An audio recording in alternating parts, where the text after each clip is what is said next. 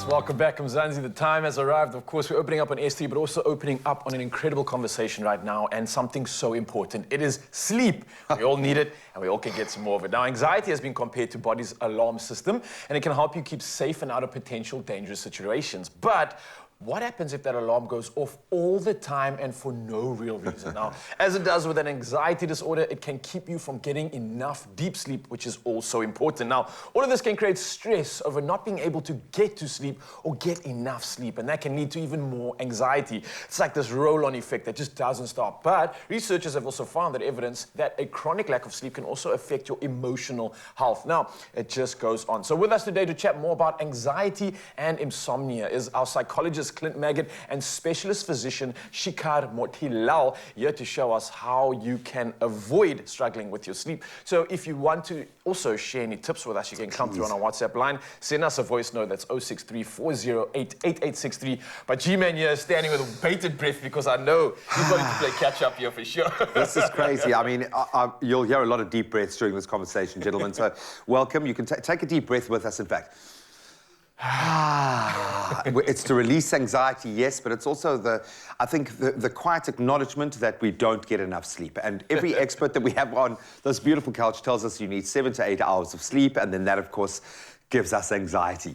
Anxiety seems to be the word that maybe it's the word of 2021, 2022, other than pivot, I suppose, or the new normal. But anxiety in itself is something that we've really been forced to come to grips with over the last couple of years, and good for that, to broach mental health. But what is it? What is actually happening? We talk about, and Clint, maybe I can start with you.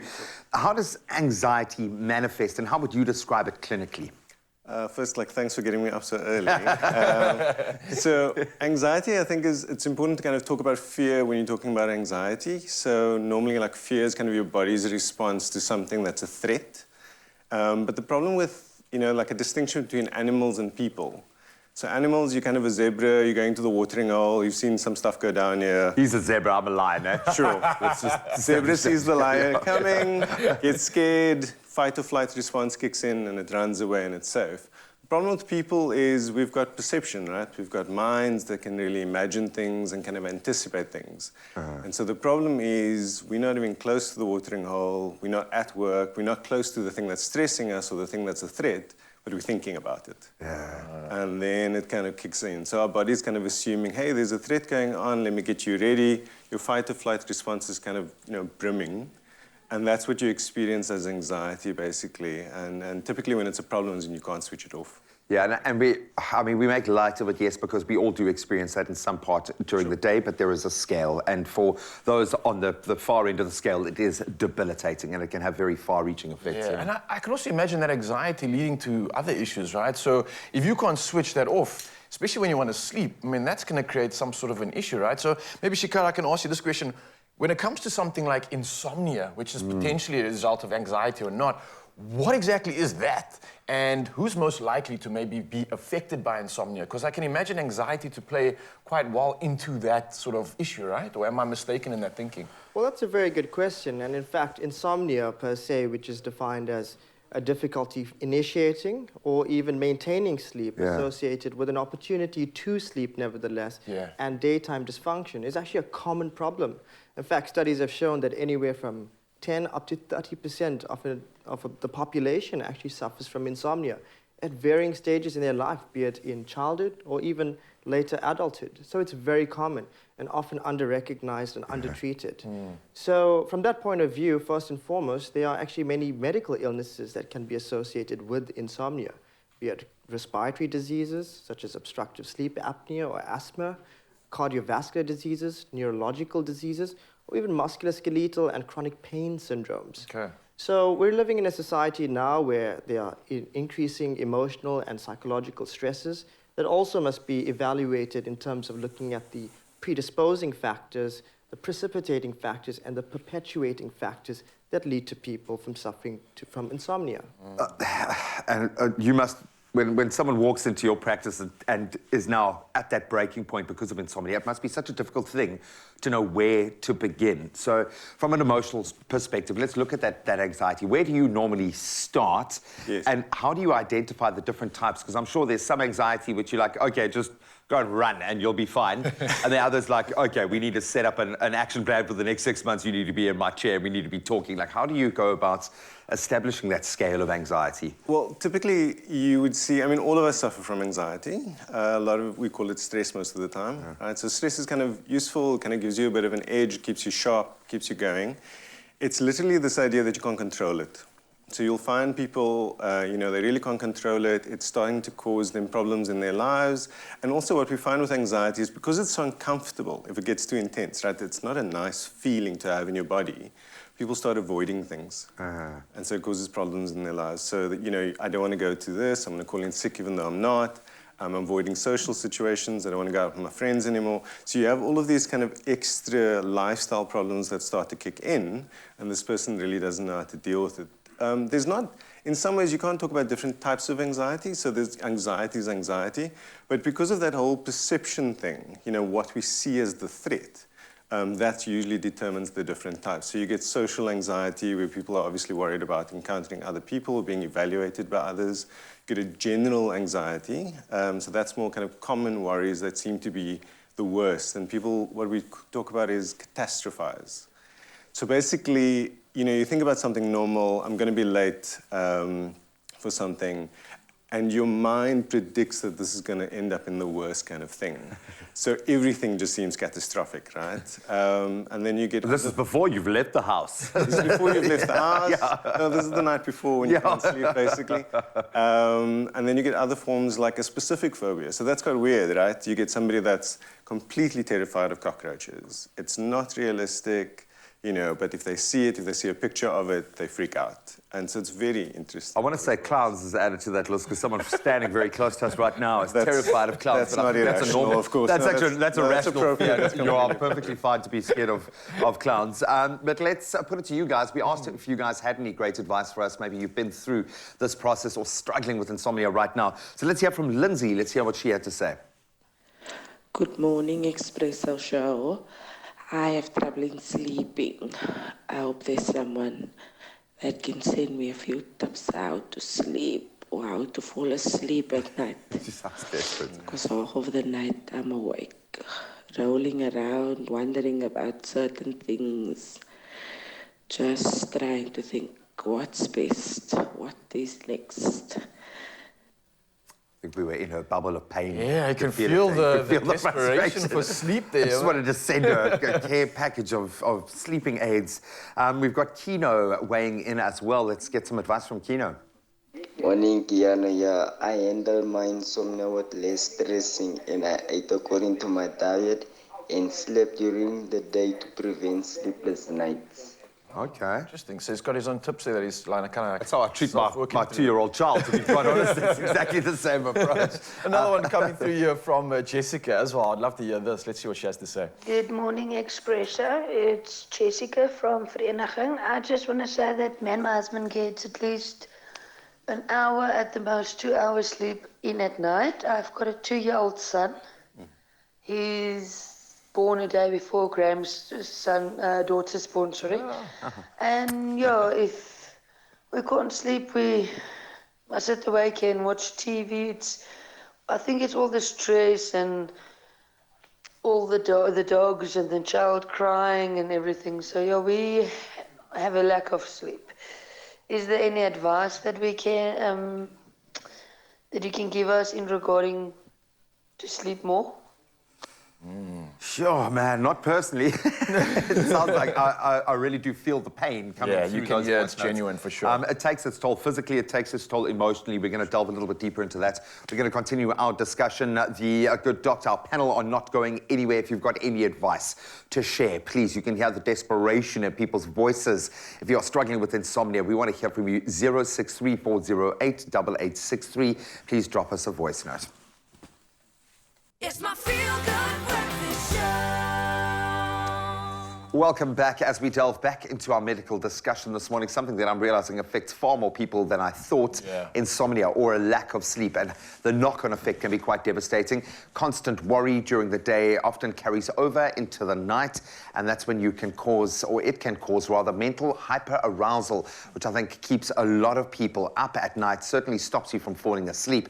And once you do get to sleep, an anxiety disorder also can prevent you from staying asleep long enough to feel fully rested. I know I'm oversimplifying a very dynamic situation, but I'm hoping that some of you guys have some answers for us or some advice. Do you struggle to sleep yourself, or do you have any tips to ensure a good night's rest? Then send us a WhatsApp voice note on 0634088863, especially if you've got young children.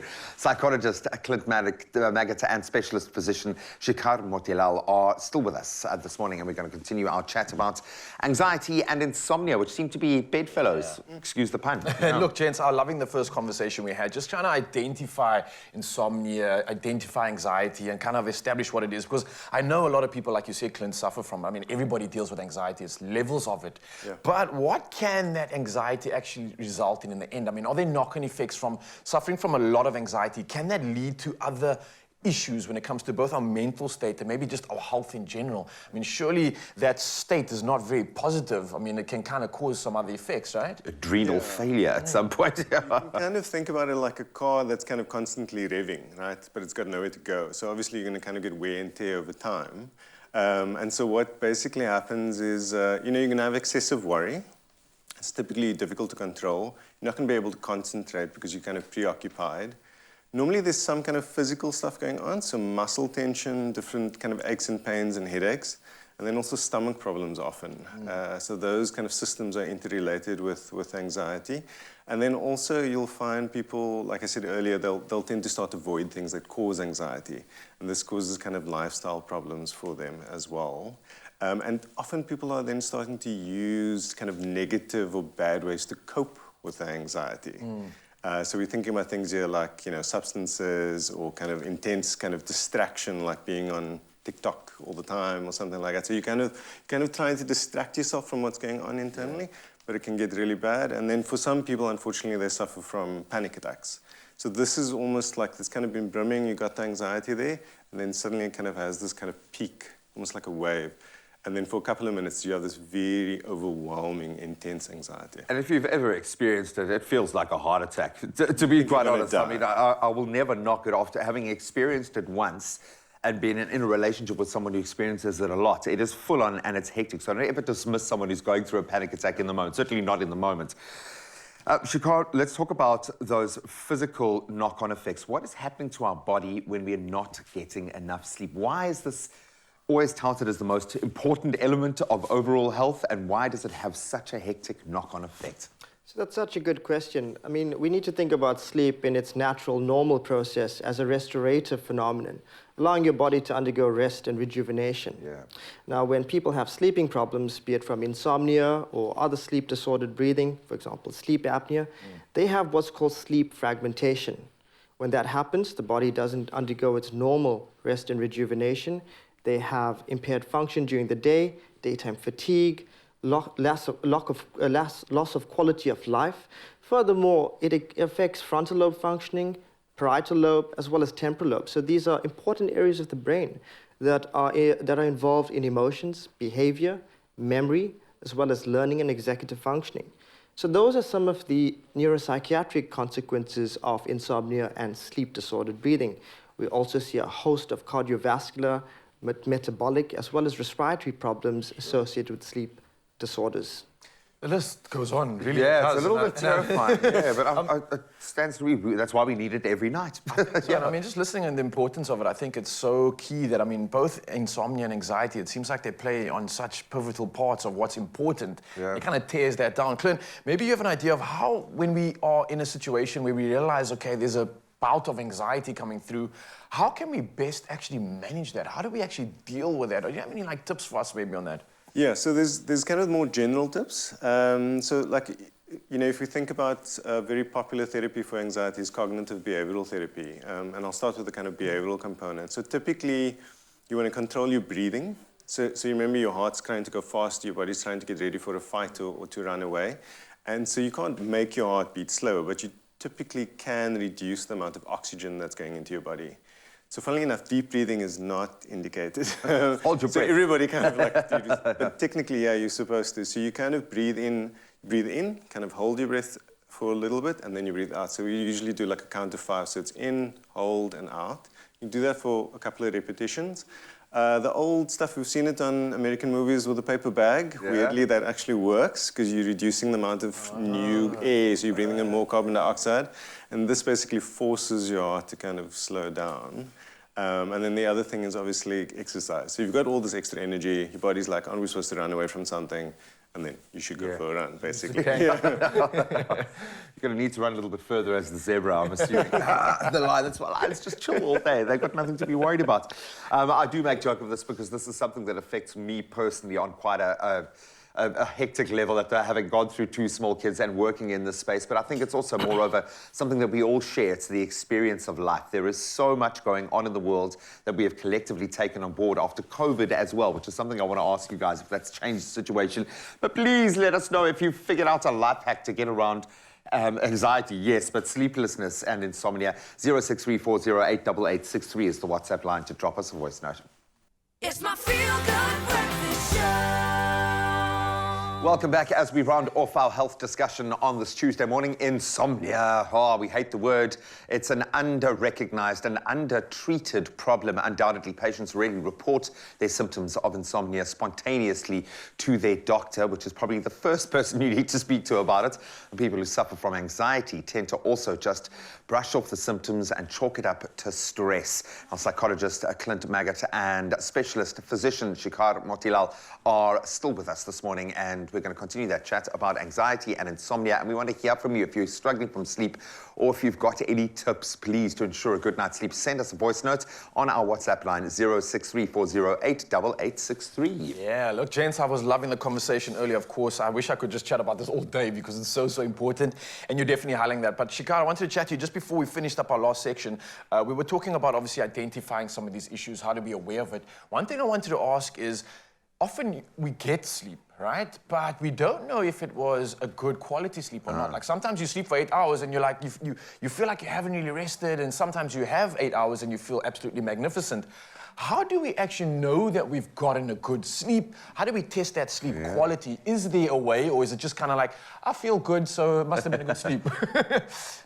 So again, another great question. Sleep is a very important process, as we've described, and is what's called sleep efficiency, which is a measure of how much of time you actually spend sleeping versus how much of time you spend in the bed.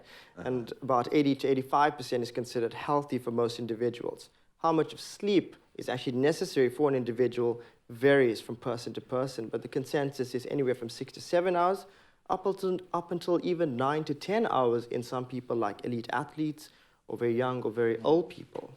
So I think that's important just as a benchmark to measure yourself against, what is actually necessary for you. There's no cookie cutter approach, but obviously your daytime functioning, your level of alertness, and also your control of other illnesses or diseases that an individual might have may be very much related to the quality, not just the quantity of sleep that you get. Okay, got you.